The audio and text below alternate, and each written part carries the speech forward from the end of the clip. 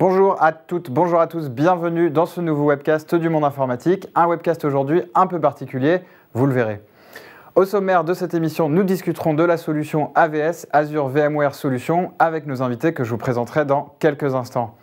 Avec eux, nous ferons notamment en deuxième partie d'émission un jeu de rôle pour nous plonger directement dans les différents cas d'usage que peut proposer la solution AVS dans le cadre d'une migration vers le cloud. Enfin, toujours avec nos invités en plateau, nous procéderons à un petit jeu de questions-réponses. A tout de suite après ce jingle.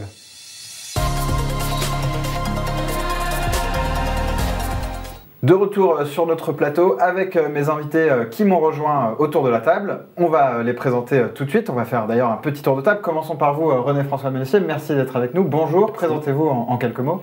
Donc moi je suis Lead Cloud Solution Architect chez VMware et j'ai en charge les sujets techniques autour d'AVS, Azure VMware Solutions, et j'accompagne les partenaires et les clients sur les différents sujets techniques autour de l'adoption de cette solution. Deuxième invité avec nous, Leonardo Cossia. Bonjour Leonardo, je vous laisse vous présenter en quelques mots également. Oui, très bien. Donc moi je m'appelle Leonardo Cossia, donc moi je suis en charge de l'équipe VMware au sein de la société Metanext. Et du coup en fait moi j'ai plusieurs rôles, donc j'ai un lot de lead architecte. En gros je vais vraiment accompagner mes clients sur la partie migration vers le cloud et une autre casquette qui est plus une casquette de manager où j'encadre une vingtaine de consultants experts sur les solutions VMware. Ludovic Rivalin, bonjour, merci d'être avec nous. Alors vous nous venez tout droit de Bordeaux et de Microsoft, je vous laisse vous présenter en quelques mots également. Donc bonjour, Ludovic Rivalin, Cloud Solution Architect chez Microsoft, qu'on ne présente pas, qui fait à la fois des activités logicielles et de cloud computing. Et donc moi j'ai une spécialité sur la partie Azure VMware Solutions dont on va parler aujourd'hui. Avant de parler de cette solution, j'accueille également un quatrième invité qui est à distance, Othman Bouizi. Bonjour, vous travaillez chez Intel, je vous laisse vous présenter également en quelques mots. Oui, bonjour, donc Othman Bouizi. Avant-vente technique chez Intel, j'accompagne les partenaires et les clients sur des solutions de virtualisation de VMware et dans le cloud de Microsoft Azure. Donc je les aide, en travaillant chez Intel, je les aide à mieux exploiter nos solutions matérielles à travers tout un type d'optimisation que l'on peut faire, des optimisations logicielles ou de placement d'applications sur nos microprocesseurs. Très bien, merci beaucoup. Merci à tous les quatre d'être avec nous aujourd'hui. Entrons dans le vif du sujet, je commence avec vous, Leonardo Cossia. Donc vous êtes spécialiste un petit peu de cette solution AVS chez Metanext. Je vous laisse un petit peu nous la présenter aussi en quelques mots dans sa globalité, un petit peu la genèse de ce partenariat entre Metanext, VMware, Microsoft, ainsi que un petit peu la genèse de la solution en termes de besoins. À quels besoins répond-elle aujourd'hui pour vos clients? Alors, on va plus s'orienter sur la partie partenariat, un peu la partie stratégique. Donc Metanext, VMware et Microsoft, donc on travaille tous très bien ensemble. Ce qu'il faut savoir, c'est que la solution Azure VMware Solutions est basée sur un socle VMware qui est hébergé dans les data centers Azure.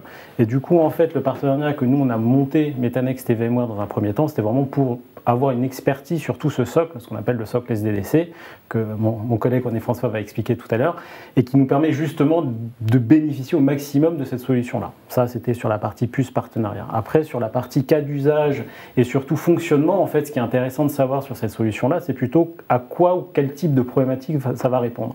Donc, si on regarde un peu de manière générale, toutes les problématiques autour du cloud et migration vers le cloud, un sujet majeur va sortir, c'est la partie consistance opérationnelle. En fait, quand on parle de consistance opérationnelle, ça veut dire quoi? C'est de se dire, aujourd'hui, j'ai une infrastructure on-premise qui est hébergée sur un socle VMware et demain, je vais la migrer dans un cloud public. La migrer en tant que telle, c'est quelque chose qui est complètement réalisable. Par contre, changer d'hyperviseur et changer d'outil va entraîner une certaine complexité que des partenaires et des équipes de production ou des équipes clients vont devoir appréhender. Donc l'idée des solutions Azure VMware Solutions, c'est justement de se dire comment je peux garantir une coexistence opérationnelle entre ce mode on-premise et la partie cloud public. Donc ça, c'est un des gros challenges du passage du cloud. Autre gros problématique et surtout challenge, c'est le renouveau des compétences. On change de monde, donc forcément de la partie on-premise VMware vers de l'Azure, c'est des nouvelles compétences. Donc là, le fait de rajouter cette couche VMware va nous permettre justement de bénéficier, de capitaliser sur toutes ces compétences-là. Moi, par exemple, ça fait plus de 10 ans que je bosse sur des solutions VMware. Le fait d'être passé sur AVS, j'ai pas été perdu. En fait, j'ai retrouvé exactement les mêmes interfaces, les mêmes réflexes que je peux avoir sur une infrastructure on-premise. Donc ça, c'est vraiment l'idée de toujours avoir cette idée de consistance opérationnelle avec un renouveau des outils. Autre chose aussi qui est intéressant et qui est problématique en même temps, c'est cette idée d'avoir du multi-cloud. Aujourd'hui, on parle beaucoup de multi-cloud et beaucoup d'hybrid cloud, et le fait d'avoir un hyperviseur qui est commun, donc la partie VMware vraiment, sur n'importe quel CSP, donc Cloud Provider public, c'est de se dire, aujourd'hui, je vais avoir des workloads qui vont tourner dans un CSP particulier, demain ils vont aller chez Azure, et après-demain, pourquoi pas, aller chez un troisième. Ou même se dire, pourquoi ne pas bénéficier de l'ensemble de ces CSP, justement pour héberger mes différents workloads. Et donc c'est vraiment cette idée-là de se dire comment AVS, avec Microsoft et VMware, apporte des réponses pour nos clients et différentes problématiques. Alors on a bien tous les tenants et les aboutissants. Je me tourne vers vous, Ludovic Rivalin, donc de chez Microsoft. Qui gère quoi un petit peu dans toute cette association d'expertise ? Alors c'est là que le partenariat est particulièrement intéressant. En tant que client, vous allez gérer votre workload, donc les machines virtuelles que vous allez déployer sur la solution Azure VMware Solutions. Vous allez gérer donc ces machines virtuelles, les applications qui y sont hébergées, et puis aussi toute l'architecture que vous voulez mettre en place en termes de sécurité uniquement pour ces VM.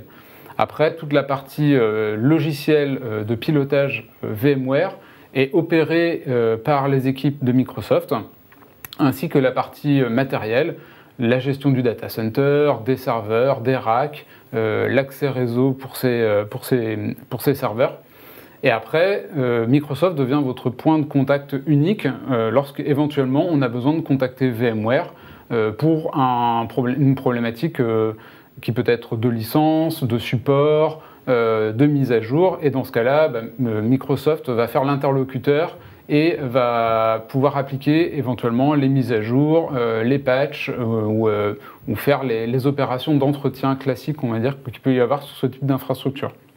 La partie VM, elle est pour le client, et tout ce qui est management de l'hypervision est pour Microsoft en point de contact unique, et éventuellement on s'associe avec VMware sur les besoins un peu spécifiques qu'on peut avoir. Alors justement, VMware, je me tourne vers vous, René-François Ménessier. Cette solution, elle se base sur un socle SDDC VMware. Sur quelle brique justement repose ce socle ? Alors on a essentiellement une couche qui s'appuie sur du VCF, finalement le standard d'industrie de la virtualisation des machines virtuelles dans les data centers on-premise essentiellement, mais maintenant on a étendu effectivement cette technologie aux hyperscalers, dont Microsoft, et effectivement on a du coup le meilleur des deux mondes, puisqu'on a la robustesse du cloud Azure, qui est déjà connu et parfaitement maîtrisé sur le marché par les acteurs ou les clients. Et effectivement, on va venir prolonger en fait leur data center dans le data center de Microsoft en s'appuyant sur un standard d'industrie qui va s'appuyer donc sur vSphere, que les clients utilisent majoritairement dans leur data center on-prem de production. On va venir combiner sur le matériel la partie HCI, donc hyperconvergence. Donc on va utiliser la technologie vSAN pour virtualiser la partie stockage qui est hébergée dans les serveurs physiques. Et on va utiliser aussi une couche de virtualisation réseau avec NSXT qui va permettre de pousser aussi la sécurité, même si on est dans un private cloud, dans un public cloud, de venir sécuriser avec la microsegmentation le cas échéant. Donc tout cela fournit finalement un standard API commun à tout le socle, qu'il soit on-prem et dans le cloud public, ce qui nous amène encore une fois à cette consistance opérationnelle, provisioning, déploiement, etc. Donc là, on a quand même quelque chose qui est déjà maîtrisé par les clients et qui vont pouvoir continuer d'utiliser dans le cloud Azure. Et pour être tout à fait complet, je me tourne aussi vers vous, Othman Bouizi, si vous nous entendez toujours. Intel est également partenaire et non des moindres dans ce partenariat et dans cette solution. Pouvez-vous nous résumer en quelques mots l'apport technologique d'Intel sur cette solution AVS ? Alors, l'apport technologique d'Intel, en effet, vous faites bien de le mentionner, il est relativement transparent pour l'utilisateur parce que les apports technologiques d'Intel sont extrêmement efficaces, j'ai envie de dire. En fait, on a un long partenariat avec Microsoft et VMware pour que leurs solutions logicielles puissent s'exécuter de manière très efficace sur nos solutions matérielles. Par exemple, Leonardo parlait de continuité de service tout à l'heure. Quand on fait un move d'une VM on-prem vers du off-prem, vers le cloud de Microsoft Azure, ça c'est rendu possible grâce à des instructions de virtualisation qui ont été intégrées dans nos microprocesseurs et qui permettent à l'utilisateur de bouger ses machines virtuelles en toute transparence et sans interruption de service entre deux générations de CPU Intel. Il y a d'autres apports technologiques. Par exemple, quand vous faites de la virtualisation, pour atteindre le matériel, il y a toute une multitude de couches logicielles à atteindre, ce qui peut augmenter les temps de réaction de certaines applications. Et chez Intel, on travaille beaucoup au développement de certains pilotes qui permettent aux applications qui s'exécutent dans un environnement virtualisé d'atteindre directement le matériel. Par exemple, NSXT bénéficie directement du développement du Data Plane Development Kit, autrement appelé par son petit nom DPDK, qui permet aux applications d'avoir un accès direct aux cartes réseau. Et donc, l'utilisateur voit ça en toute transparence. Pour lui, c'est comme si sa machine virtuelle s'exécutait sur une machine bare metal sans vraiment d'environnement de virtualisation. Merci Othman, merci à tous les quatre pour ces éclairages. On passe tout de suite à la deuxième partie sur nos fameux cas d'usage. À tout de suite. Toujours en plateau avec nos invités dans notre deuxième partie d'émission, cette partie consacrée aux cas d'usage que propose la solution AVS. J'incarnerai le dirigeant d'une entreprise fictive, cette entreprise nommée Titan, qui est une entreprise de fabrication et de distribution de composants. Cette entreprise possède 70 applications, 2 data centers, 30 agences et 4000 utilisateurs à travers le monde.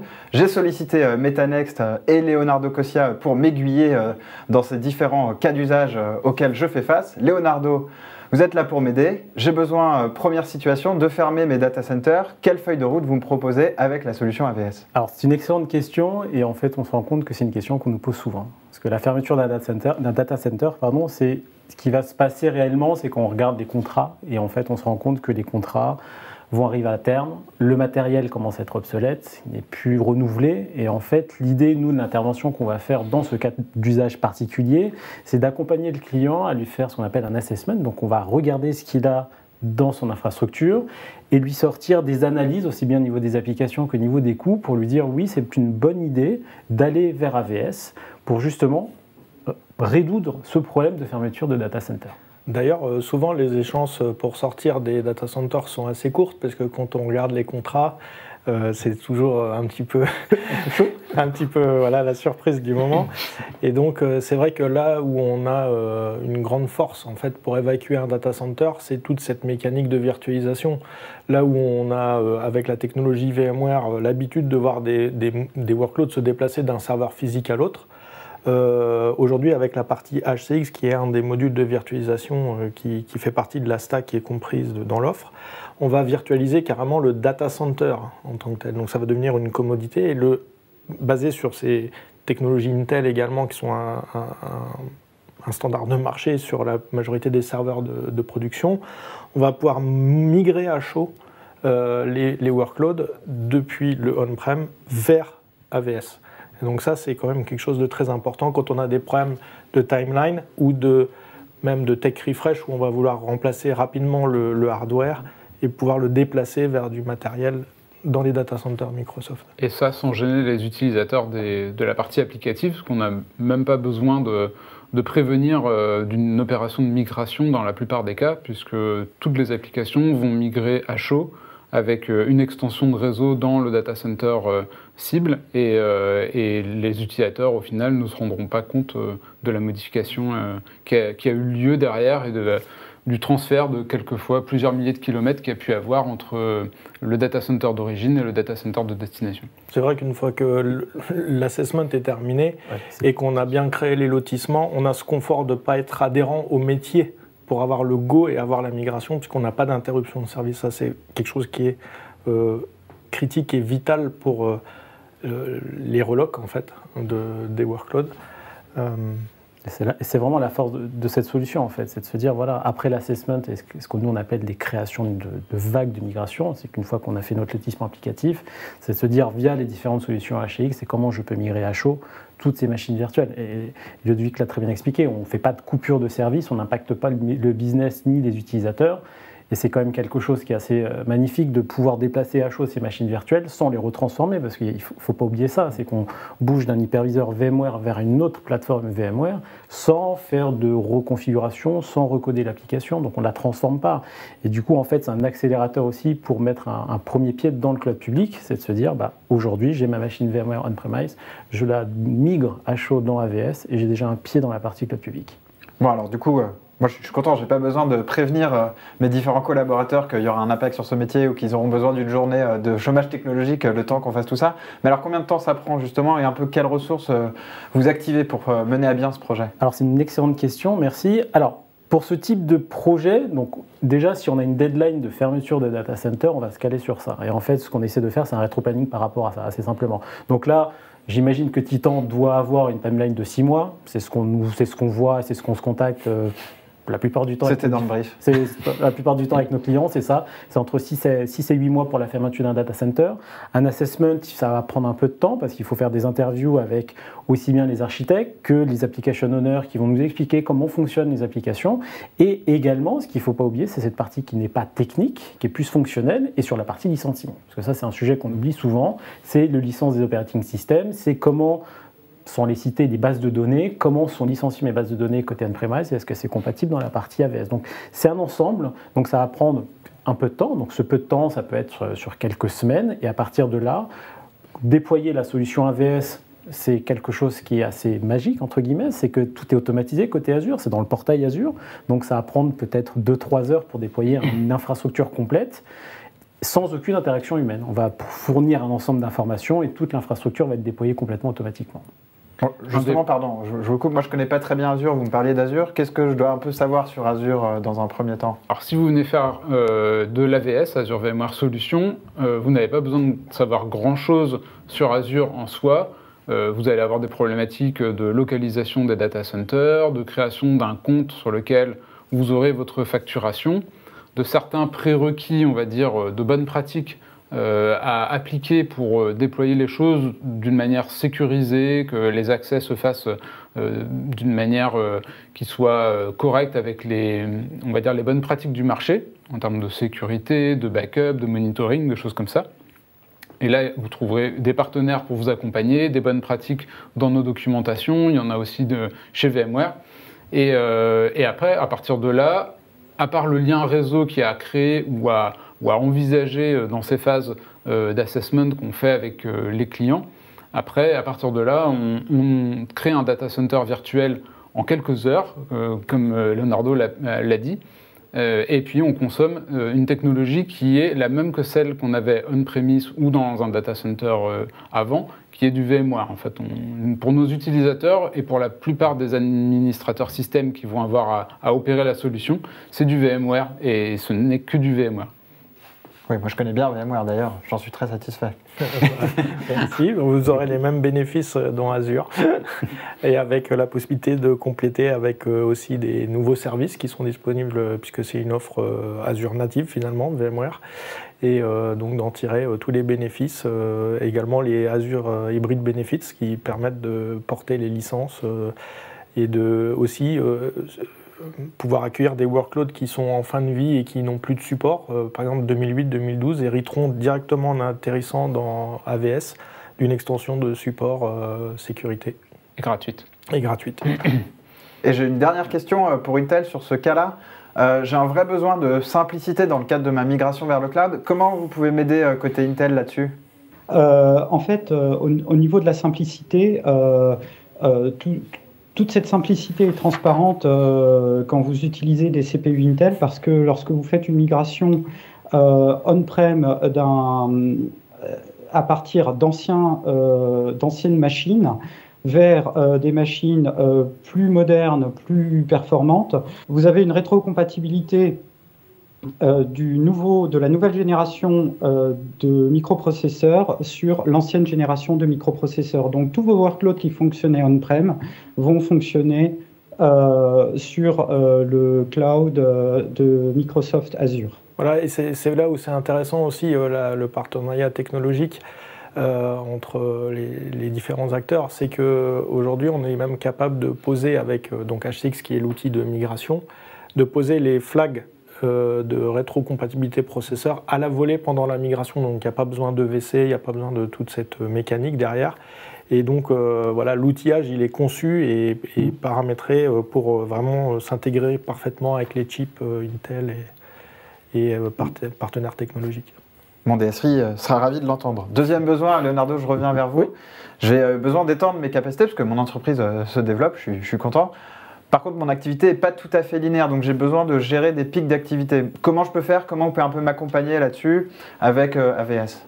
Alors justement, les pics d'activité, c'est le but dans le cloud public, c'est d'avoir cette extension, d'avoir cette agilité en fait au niveau des ressources. Et l'idée, c'est de faire la même chose dans AVS. Et en fait, quand on dit ça, ça veut dire quoi? C'est avoir la capacité facilement d'étendre ces clusters, donc de rajouter des hosts automatiquement qui vont être configurés automatiquement par tout ce process qui est automatique depuis le portail Azure. Et dès que le besoin n'est plus là, si c'est un besoin saisonnier, je peux retirer ces hosts. Donc en fait, on est capable de faire ce qu'on appelle de la scalabilité linéaire. Donc je rajoute ou je enlève des hosts de manière fluide, sans aucune interaction dans un data center, sans contacter un tel support, etc. Je suis complètement autonome parce que je le fais depuis mon interface Azure. Et donc automatiquement, un nouveau host va être provisionné et toute cette intelligence autour de la partie VMware et la partie HCI avec la partie vSAN, tout ce joli petit beau monde va s'étendre et nous permettre d'avoir cette extension de capacité. Et bon, mettons que j'ai besoin d'une présence géographique un petit peu nouvelle, un petit peu éparpillée, parce que j'ai pas mal d'agences et je compte préempter, disons, de nouveaux pays. Comment ça peut s'arranger, ça, en termes de data center? Où vont être mes données pour chaque agence, etc. Alors là, on se base sur le service Azure. Donc c'est les data centers Azure qui sont une belle empreinte d'un point de vue mondial. Donc ça nous permet de bénéficier en fait de déployer un cluster peut-être dans la région Ouest Europe, donc dans la partie Amsterdam, peut-être en France. Je ne sais pas s'il a ouvert d'ailleurs le data center en France. Le service Azure VMware Solutions est disponible en France depuis le mois de novembre.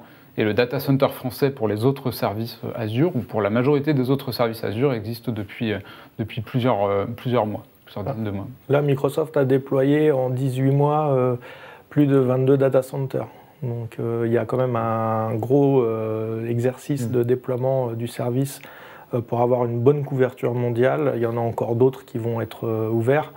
Voilà, donc aujourd'hui, la présence, si vous voulez, il y aura forcément une plaque, une région proche de vos besoins métiers qui pourront accueillir les services. Parce que plus le data center est proche, plus potentiellement les fonctionnalités peuvent être grandes ou les performances peuvent être importantes? C'est-à-dire que comme on va s'appuyer essentiellement sur des connectivités réseau, plus on est loin, plus on a un risque de latence et donc le confort d'utilisation pour les utilisateurs, le ressenti, va nécessairement nous amener à avoir des architectures au plus proche des utilisateurs finaux. Oui, il y a des workloads qui se prêtent bien à traverser l'Atlantique, il y en a d'autres très peu, et pour les workloads sur lesquels les gens travaillent quotidiennement avec beaucoup de données, la proximité géographique est très importante, et là on parle de la latence réseau, et à partir du moment où on change de plaque continentale en général, c'est une image, hein, c'est pas systématiquement le cas, mais quand on change de plaque continentale, on ajoute quelques millisecondes qui peuvent être très préjudiciables à l'utilisateur final et au ressenti de l'application, voire même au fonctionnement de l'application. Il y a l'intérêt d'avoir un provider qui a une couverture géographique importante. On reste sur les bonnes pratiques de la construction d'une application avec des data centers au final. Ça doit être Azure, ça reste un data center physique. Donc on essaie d'être au plus proche de la donnée des applications pour justement ne pas être impacté par cette distance géographique et aussi la latence géographique. Donc on reste sur les bonnes pratiques d'architecture de manière globale en fait. Ça c'est quelque chose qu'il faut bien avoir en tête. Ok. Et alors moi je suis pas opérationnel là-dessus, mais sur tout ce qui va être gestion justement de ces workloads, est-ce que j'ai une plateforme, une console un peu centralisée qui va permettre de gérer ça un peu facilement? Comment ça se passe? Alors, il va y avoir deux consoles. Alors, la console Azure, donc qui va nous permettre de activer l'ensemble des services Azure. Et après, on va avoir notre console VMware, donc le vCenter, qui est une console qui est utilisée par la plupart de nos clients et par tous les ingénieurs VMware. Et donc qui ne seront pas perdus en fait. C'est clairement la même console, c'est les mêmes réflexes, c'est les mêmes outils. C'est-à-dire que si on-premise, j'ai fait un effort de développement d'outils maison pour faire du provisioning de machines virtuelles un peu à la volée, il y a 99% de chances, je ne vais pas dire 100% parce que je n'ai pas tous les cas, mais il y a 99% de chances que ce soit complètement compatible avec un monde AVS. Il y aura forcément quelques correctifs, mais ce qu'on appelle les API, donc les lignes d'instruction sur lesquelles on va les utiliser, sont toujours compatibles. Donc on reste... Cette fameuse coexistence opérationnelle est toujours présente là, à ce moment-là. Pardon, et tout ça, vous nous aidez à le mettre en place, à nous montrer comment ça marche, alors, entre guillemets. Oui, on vous accompagne là-dessus. En fait, là où on est assez fort, c'est qu'on a créé des offres spécifiques d'accompagnement pour nos clients. Et grâce à nos différents partenariats avec VMware et Microsoft, on peut même... Enfin, ils nous financent un POC, donc c'est-à-dire qu'on vient chez vous, on vous déploie la solution et on vous explique comment ça marche. Et donc on peut justement tester toutes ces fonctionnalités de migration à chaud et vu que finalement on dit que c'est un POC, donc on va tester la solution, si demain la solution vous plaît, ben en fait on la met en production parce qu'on ne va pas y avoir de différence d'un point de vue d'une plateforme de production, de non-production. C'est toujours le même standard d'un point de vue Azure et de la partie AVS. Pardon, vous vouliez ajouter quelque chose chacun? Non, c'est ce que disait Leonardo. Généralement, il y a une transition qui est assez facile entre la partie où on teste le produit et celle où on l'utilise en production et de manière opérationnelle avec vraiment une attente importante du client. Et je voulais juste faire un petit retour sur les interfaces qu'on utilise. Il y a les interfaces Azure aussi, d'une certaine manière, à utiliser. Elles sont généralement très simples et elles sont faites pour piloter l'ensemble de la solution. On va dire, si vous avez besoin d'ajouter un autre sur votre infrastructure, eh ben, c'est un petit bouton addition à l'intérieur de la console Azure. Et si vous voulez éventuellement l'automatiser, il y a des API aussi qui permettent de le faire. Donc ce ne sont pas les API VMware, mais ce sont les API Azure dans ce cas-là.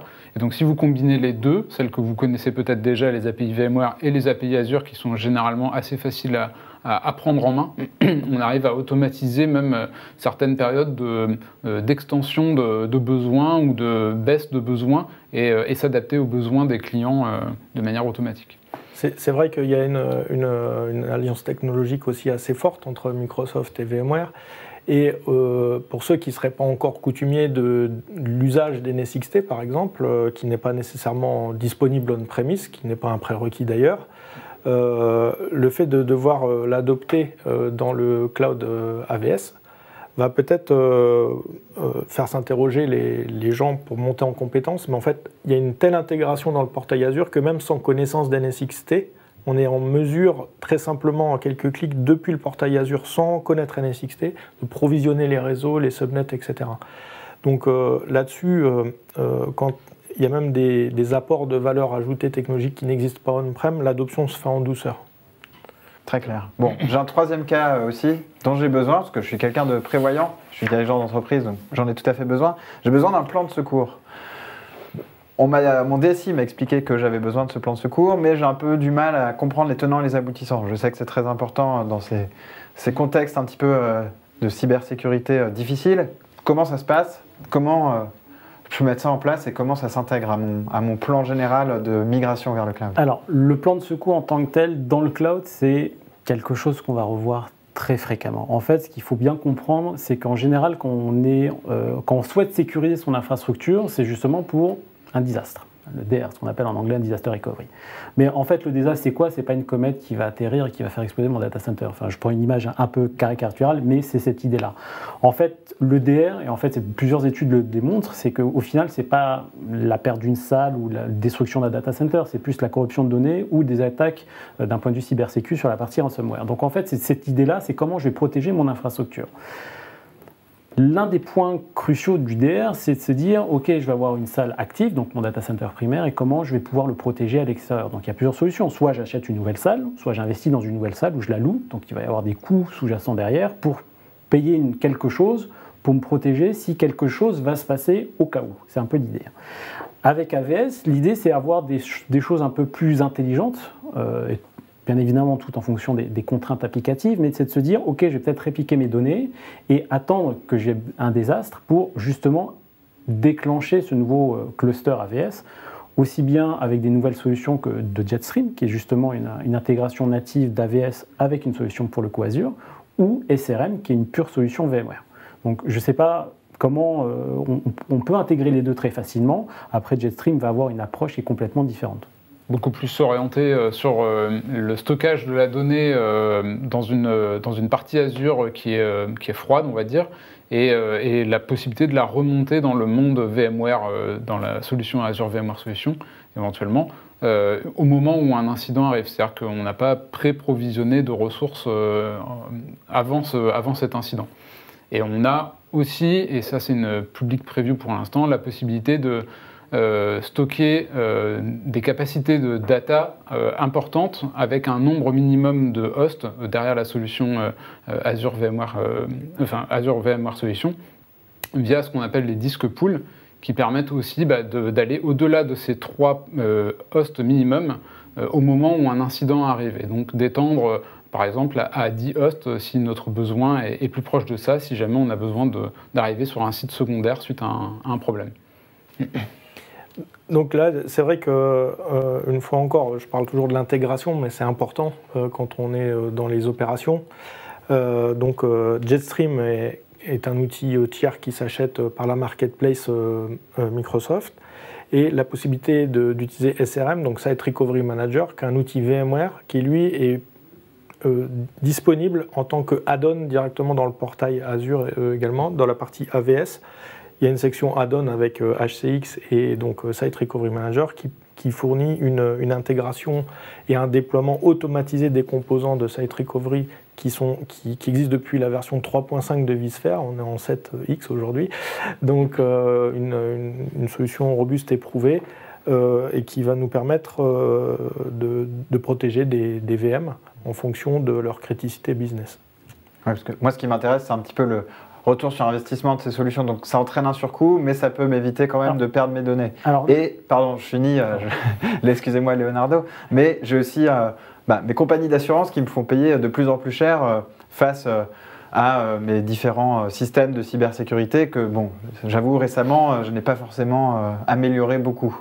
Alors, sur le surcoût, c'est en même temps vrai et pas vrai, parce que c'est sûr que si demain on doit déclencher un DR, c'est qu'on doit le préparer, donc on doit faire un investissement probablement de machines ou même d'ouverture d'une nouvelle salle. Donc il va y avoir un investissement qui est assez massif au final, parce que c'est une nouvelle salle qu'on construit. Là, dans l'idée d'AVS, c'est un service qu'on va payer de manière annuelle, qui va nous permettre justement de protéger nos données. Après, sur la réplication de la donnée, parce qu'au final, ça va être ça le DR, qu'est-ce qu'on souhaite protéger? C'est la donnée, c'est la machine virtuelle, c'est un ensemble de données, c'est ça qu'on souhaite protéger dans un DR. Donc, via les différents mécanismes qu'a pu expliquer Ludovic, c'est sûr que cette partie-là, on va pouvoir synchroniser et justement avoir des points de présence d'un point de vue de snapshot. On va être capable de remonter dans le temps. Et ce n'est pas un backup, c'est ça qu'il faut bien avoir en tête. Ce n'est pas un backup, c'est juste une ligne de temps sur laquelle je peux revenir en arrière si j'ai eu un pop-in sur ma partie attaque. Il y a la différence également des data centers on-premise où on est obligé de provisionner la capacité intégralement parce que le processus de commande, d'achat, d'intégration, de mise en place prend un certain temps et en fait quand on a des SLA on ne peut pas avoir ce processus de commande et d'intégration qui va nous permettre de porter. Donc on est obligé de provisionner 100% de la capacité. Là, la magie entre guillemets du cloud, c'est d'avoir la capacité minimale pour porter le service de DR et les moteurs de réplication et stocker la donnée. Et puis au moment où on veut déclencher son plan de secours, de faire grossir, scaler le cluster ou l'architecture cible pour porter en fait ces workloads. Et on va avoir différentes classes de services qui sont possibles, entre des machines qui vont redémarrer immédiatement dans un ordre précis, ou sur des classes de stockage différentes, par exemple avec Jetstream, qui nécessiteront une réhydratation de la donnée pour des workloads qui seront stockés au fur et à mesure du besoin. Et du coup, l'idée, c'est de ne pas impliquer un coût important, massif, pour créer cette solution qui permet d'intervenir au cas où on aurait un incident, mais de mitiger un petit peu ce coût-là en offrant différentes possibilités qui s'adapteront aux besoins d'un client ou d'un autre en fonction de ce qu'il possède déjà, ce qu'il souhaite protéger et de la manière dont ils veulent remettre en service en cas de problème. Et côté Intel, vous me proposez aussi des solutions un peu sécurisées autour des processeurs et de tous les produits que vous me proposez? Effectivement, du côté de Intel, nous avons déployé des mesures de protection qui sont déjà existantes de manière logicielle, mais que nous avons intégrées à nos CPU pour qu'elles soient plus efficaces. Tout ce qui est cryptographie permet d'avoir des flux de données plus importants et sécurisés entre deux serveurs distants, donc ce qui est tout à l'avantage des consommateurs. Voilà. Oui, bon, on repose sur un matériel du coup standard, hein, avec les mêmes processeurs, donc le redémarrage ne pose pas de problème, on reste sur les mêmes standards d'industrie, et même après, quand on veut refaire le retour arrière, etc., c'est quand même un confort d'avoir des plateformes compatibles entre elles qui permettent de refaire des mouvements sans interruption de service, le cas échéant. Pourtant, oui, en effet. Très bien, merci à vous trois. On se retrouve tout de suite pour la dernière partie de notre webcast. Retour sur notre plateau pour notre troisième partie de l'émission. J'ai repris mon habit d'animateur. Leonardo, merci d'avoir accompagné notre dirigeant d'entreprise Titan. Alors, quel bilan, quelle synthèse peut-on faire de ces différents cas d'usage et des points forts de la solution AVS finalement? Alors, les points forts de la solution AVS, c'est une infrastructure VMware dans des data centers Azure. Ça, on ne l'a pas assez répété, c'est vraiment dédié aux clients. Il n'y a pas de mutualisation du service, c'est vraiment dédié aux clients chez Azure. Ça, c'est une des forces, c'est-à-dire on loue du service, c'est vraiment une souscription dans les data centers d'Azure. L'autre point fort, c'est un hyperviseur VMware avec les solutions VMware au final. C'est ça qu'il faut retenir, c'est que tout ce que j'ai pu construire on-premise avec mes outils, ou même des outils tiers, ce que VMware peut proposer, hein, pour faire de l'analyse de log ou même de l'analyse de performance, tout ça, ça va être compatible dans le monde AVS. Autre point particulier, c'est la reprise des licences. Ce qu'on disait tout à l'heure avec la partie Azure Hybrid Benefit, c'est qu'aujourd'hui, si j'ai investi dans des licences Microsoft avec des contrats Microsoft, je vais être dans cette possibilité de récupérer tout cet investissement côté AVS et même ajouter certaines fonctionnalités supplémentaires comme le support d'anciens OS comme 2008 et 2012 directement nativement sur AVS. Donc ces points forts, ils vont plutôt être là également, c'est ce mélange des deux mondes. Et ce qu'il faut savoir aussi, c'est que pour de l'AVS, on a dit tout à l'heure, hein, c'est toute cette stack SDDC, hein, vSphere, vSAN, NSX.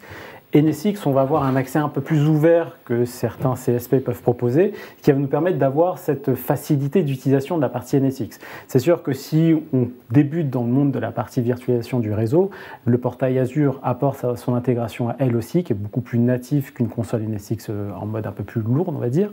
Et du coup, ça nous permet cette transition plus simplement. Et si je me permettais de rajouter un petit dernier mot, ce qu'il faut bien savoir, c'est côté on-premise, en fait, le prérequis, c'est quoi? C'est d'avoir un vCenter et l'hyperviseur VMware. C'est tout. On n'a pas besoin d'avoir du NSX, on n'a pas besoin d'avoir vSAN, parce qu'au final, moi, quand je discute avec beaucoup de mes clients, ils ont peur d'avoir besoin de certains prérequis techniques forts côté on-premise pour faire justement de la partie AVS. Donc, prérequis on-premise, c'est un vCenter avec un ensemble d'hyperviseurs VMware et bien évidemment des machines virtuelles. Et Leonardo, rapidement, vous avez un petit peu évoqué l'accompagnement pendant nos cas d'usage. Un petit peu plus longuement, qu'est-ce que vous pouvez proposer aujourd'hui en termes d'accompagnement à vos différents clients sur l'intégration d'AVS? En fait, sur la partie accompagnement, en interne, on a créé un framework qui nous permet justement d'accompagner de bout en bout notre client. Donc la première phase que j'ai longuement expliquée, c'est vraiment cette partie assessment, mais c'est pas que ça en fait. C'est qu'une fois que la partie assessment a été validée et que le client souhaite partir sur la partie AVS, on va rentrer dans cette phase de design. C'est-à-dire on va construire, on va penser l'architecture en fonction des contraintes et des besoins du client. Et une fois qu'on s'est mis d'accord sur ces différentes contraintes, la construire, donc la partie build, et une fois que cette partie est complètement construite, on va lancer toute la partie migration, et ça va nous permettre justement d'accompagner de bout en bout. Et à la fin, vraiment à la fin du projet, on accompagne notre client jusqu'à la fin, c'est-à-dire qu'on va le former, on va lui faire un enablement de la solution, et on est en train de développer aussi une offre de ce qu'on appelle le Managed Services, donc MSP, où justement on sera en capacité d'accompagner le client jusqu'au run et après-demain aussi sur la gestion de son infrastructure. Oui, effectivement, c'est ce que je ne vous ai pas complètement demandé quand j'étais dirigeant d'entreprise. C'est si je n'ai pas les ressources, vous êtes là pour runner le projet, entre guillemets. Tout à fait. Donc de bout en bout, on accompagne de bout en bout. C'est vraiment sur la partie Sync, Build et Run the Cloud, ce qui est un peu notre credo de la société. Je reste avec vous juste une minute parce qu'on a parlé de temps d'intégration, de mise en place, de profil et d'accompagnement. Évidemment, tout ça, c'est un petit peu adapté selon les stratégies des clients que vous avez en face de vous. Tout à fait. Donc nous, on est dans la capacité de faire des offres vraiment en mode tiroir, donc packagé. Donc on va mettre en parallèle, en fonction des besoins, forcément on va déployer des outils. On va se baser la majorité du temps avec des outils VMware pour justement faire des collectes d'informations. On utilise aussi des produits de type Azure avec la partie Azure Migrate. Et en face, les différents profils qui vont justement accompagner le client dans cette étude d'assessment, c'est aussi bien des architectes techniques qui connaissent très bien le monde VMware, des architectes Azure pour justement comprendre et concevoir cette nouvelle solution, et la partie réseau. On est dépendant du réseau, donc on doit avoir ces experts aussi qui vont accompagner le client justement pour récupérer un ensemble de métriques et d'informations. Et alors je m'adresse maintenant à vous quatre. Il y a un dernier cas d'usage qu'on a abordé très légèrement, c'est le côté modernisation des applications. Comment justement AVS parvient à accélérer cette modernisation des applications? Qu'est-ce qui est vraiment concerné dans ce cadre-là et quels bénéfices peut-on tirer de ce genre de projet? Alors c'est vrai qu'on a abordé principalement le fait de conserver la cohérence opérationnelle entre l'ancien data center, le nouveau, entre ce qu'on connaît et puis là où on veut aller. On peut aussi profiter de l'opportunité d'avoir une partie de son workload applicatif à l'intérieur d'Azure, même si c'est dans la partie cloud privée, pour préparer les phases projet à venir et la modernisation du workload, commencer à utiliser des outils de plateforme as a service ou de software as a service et commencer à déprovisionner éventuellement son besoin qui était hébergé sur du workload VMware, ou le conserver et puis faire émerger de nouveaux types d'applications à l'intérieur du monde Azure et du monde natif cloud moderne, on va dire. Et d'un point de vue performance, les processeurs Intel, justement, ça aide à faire tout ça, permettre à accélérer justement cette migration des applications? Oui, tout à fait. En fait, les processeurs Intel se sont eux aussi modernisés avec l'apparition de la gamme Intel Xeon Scalable. Pour réduire les temps de latence et augmenter la bande passante entre les applications, parce que la modernisation des applications, c'est un peu une désagrégation de toutes les applications qui étaient monolithiques, qui deviennent en une multitude de petits services. Et justement, avec cette nouvelle génération de microprocesseurs, Intel Xeon Scalable, l'architecture de communication de données entre les cœurs d'un microprocesseur a acquis une structure en réseau, et donc cette communication est grandement améliorée tant du point de vue de la latence que du débit de données, donc de la bande passante. Ça apporte un confort supplémentaire à l'utilisateur. Merci Othman. Et nous avons reçu quelques questions de lecteurs du monde informatique. La première pour vous, Leonardo Cossia de Metanex, je le rappelle. Où en est-on un petit peu de l'adoption de cette solution AVS justement aujourd'hui? Est-ce que vous avez beaucoup de clients qui l'utilisent? Alors, la maturité du marché change. C'est vrai, on voit de plus en plus de clients qui sont intéressés par cette solution, justement pour couvrir ces problématiques qu'on a pu expliquer tout à l'heure, les fermetures de data centers par exemple, ou d'extension de capacité, ou de sites de disaster recovery. Donc, ils sont vraiment dans cette philosophie-là. Donc, on rencontre de plus en plus de clients pour cette adoption. Donc c'est sûr qu'avoir une infrastructure on-premise VMware et migrer sur de l'AVS sans rien retransformer est quelque chose qui peut être un accélérateur justement pour mettre un pied dans la partie cloud hybride. Tout à l'heure, on parlait justement de cette hybridation. Donc c'est dans nos projets, lorsqu'on accompagne nos clients, on crée toute cette brique AVS pour porter les machines VMware, mais en parallèle, on va construire des architectures hybrides. Par exemple, pour la partie backup, on n'en a pas discuté, mais la partie backup, on utilise des solutions tiers justement qui sont hébergées dans Azure pour faire du backup de machines virtuelles VMware. Et donc là, l'hybridation en tant que telle, cette idée d'avoir un peu d'Azure avec un peu de VMware avec la partie AVS, prend de plus en plus de sens. Et c'est ce qui nous permet d'accélérer aussi cette transformation applicative, se dire comment je peux consommer du service natif tout en gardant une structure côté VMware. On a aussi eu quelques questions auxquelles je pense que vous pouvez tous répondre autour de la sécurité des données et des applications dans le cadre de ces projets de migration vers le cloud. Où se place la sécurité? Qui intervient? Comment ça se déroule pour être sûr que toute cette migration se fait de façon sécurisée? Alors, c'est une très bonne question sur la partie sécu. Je crois qu'on nous la pose souvent. Ouais, c'est un sujet essentiel, surtout depuis quelques années. On voit que les menaces sont plus importantes et les gens, dans les DSI, commencent à prendre ce sujet vraiment au sérieux. Et donc forcément, quand il y a un projet de migration, que ce soit au sein d'AVS ou n'importe quelle solution au sein d'Azure, on prend en compte la partie sécurité comme un élément central et structurant même de l'architecture qui va être livrée au client à la fin. Alors c'est notamment sur la partie Azure VMware Solutions avec le produit NSXT, qui est donc peut-être que VMware pourra nous en parler plus. Oui, donc il y a la partie bien sûr réseau avec la partie NSXT, la microsegmentation, firewall distribué. Donc cette partie permet par exemple d'isoler sur un même segment la gestion des flux. C'est-à-dire que même des VM qui sont sur un même segment, si elles n'ont pas vocation à dialoguer ensemble en termes applicatifs, elles ne parleront pas ensemble sur le même subnet. Donc ça, c'est des choses qui ne sont pas possibles sur des solutions traditionnelles avec des firewalls périmétriques. Et donc, voilà. Mais on a aussi des intégrations de sécurité. Il n'y a aucun flux qui va passer en clair entre les deux mondes, on-prem et Azure. Également, on peut se poser la question sur la sécurité. Par exemple, j'ai un disque qui tombe en panne au niveau d'un serveur. Ça peut arriver, ça arrive.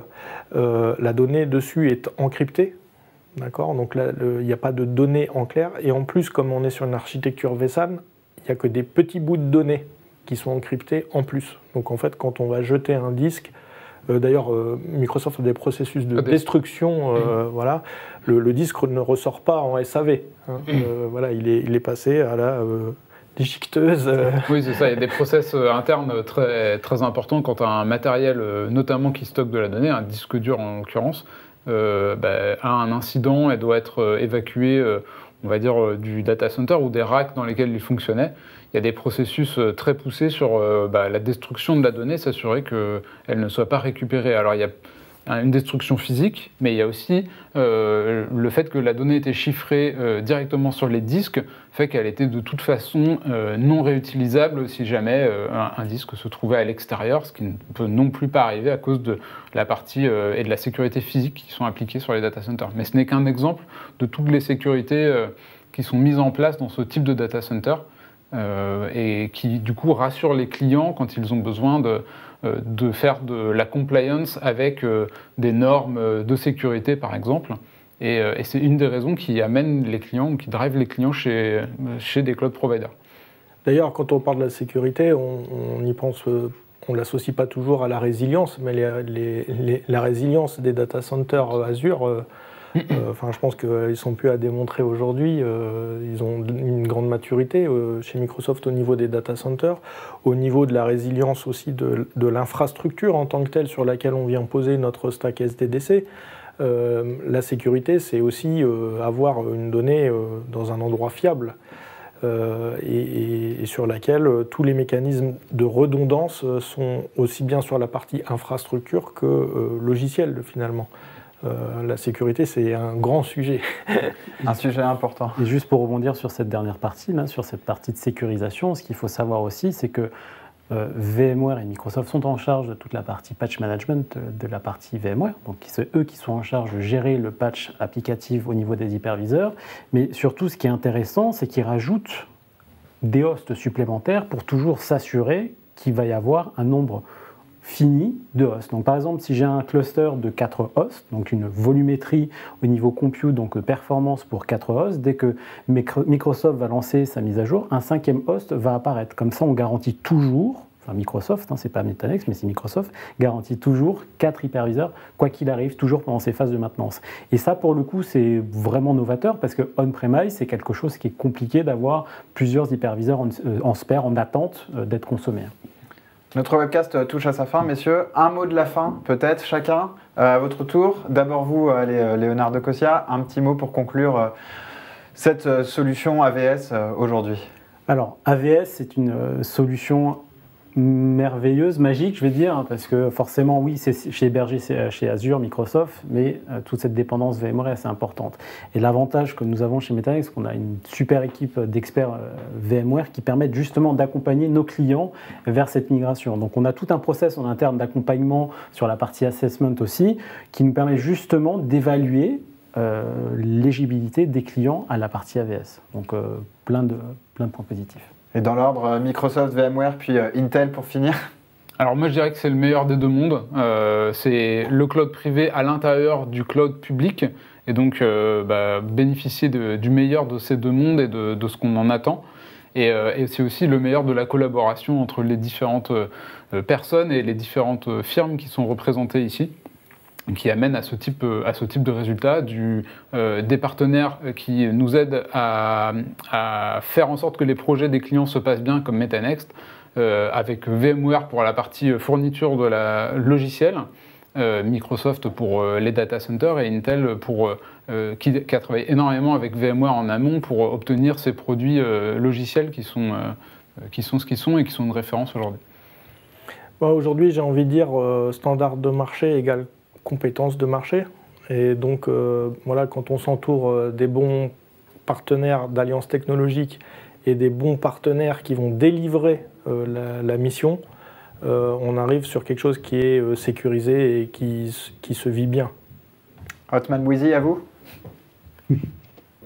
Moi, j'ai envie un peu de conclure sur la conclusion de Leonardo qui, justement, s'occupe vraiment de son client et des applications et qui, justement, n'a pas à se préoccuper du matériel sur lequel tourne la solution AVS. Et c'est là que Intel est intervenu dans un partenariat très très étroit avec VMware et aussi avec Microsoft, parce que nous avons fait tout notre possible pour que cette solution ne souffre pas de blocage matériel.